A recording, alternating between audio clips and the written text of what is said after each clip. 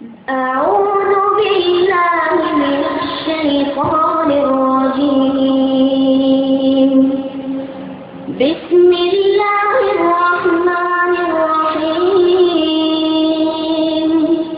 I'll share one Sahabi story with you and one an old friend story with you about how Quran changes people. You know, the mother of the believers, Aisha radiallahu ta'ala anha, was cooking.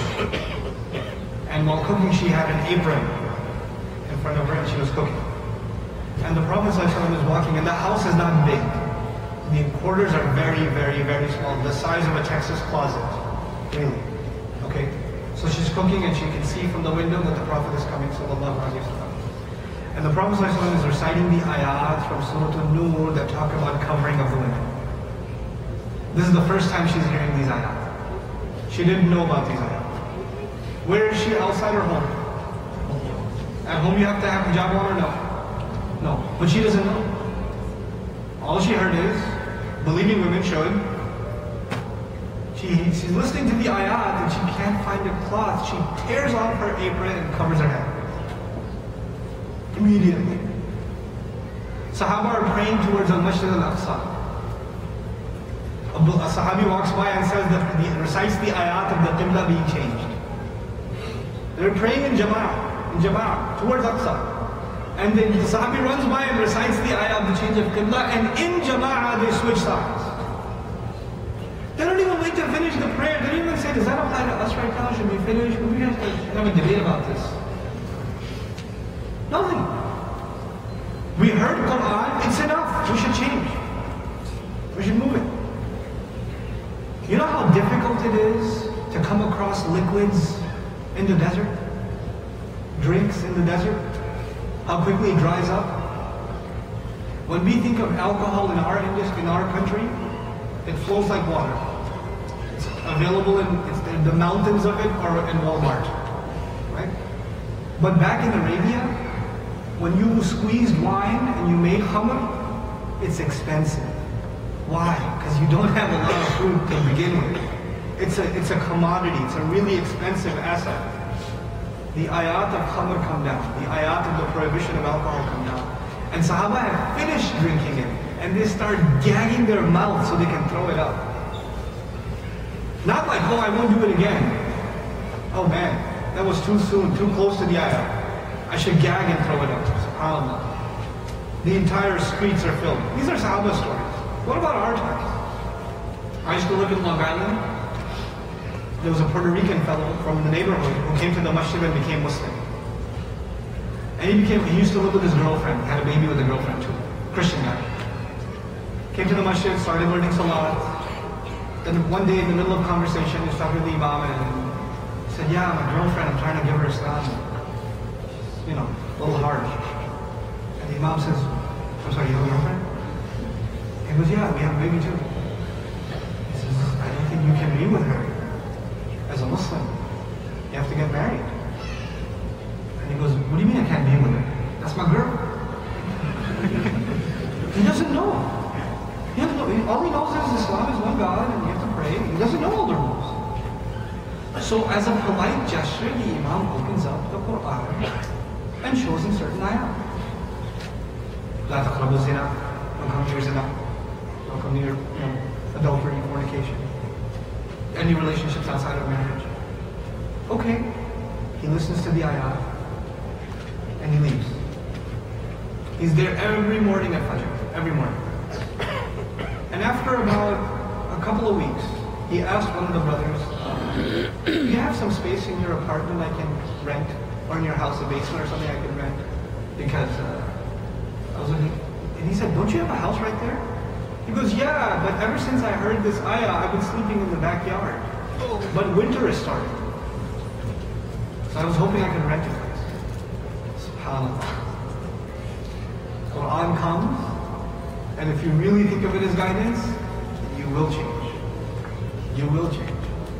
These are not stories of old times, this is happening now. This even happens now. We are the gifted ummah of the Quran.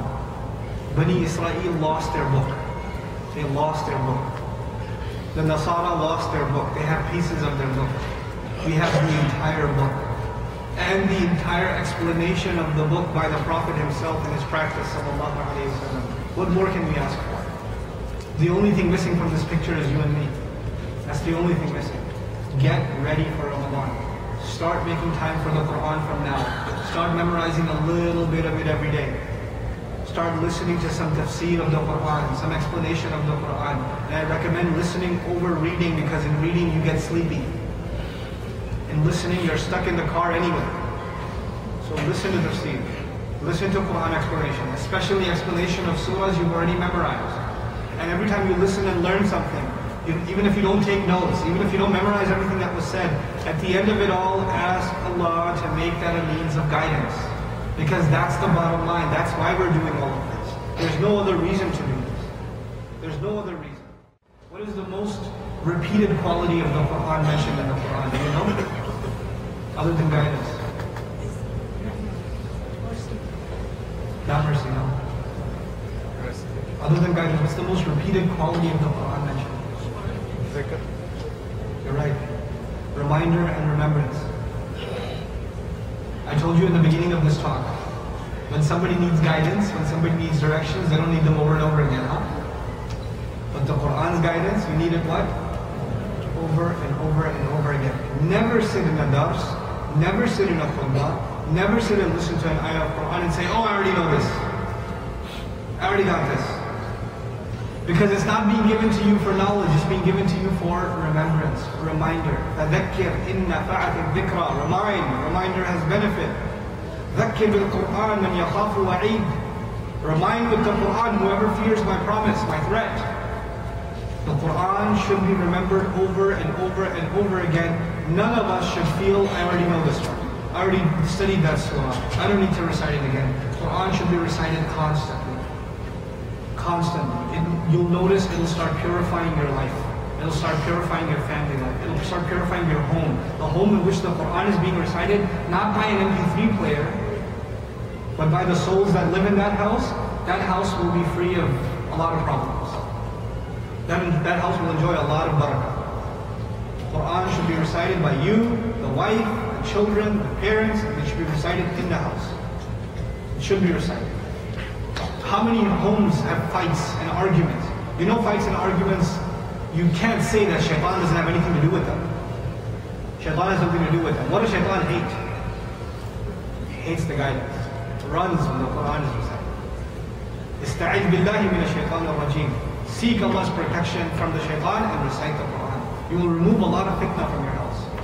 It will bring a lot of blessings to your house. And once we fulfill these primary obligations of the Quran of changing ourselves and seeking its guidance, then you know what? Use it for the ceremony.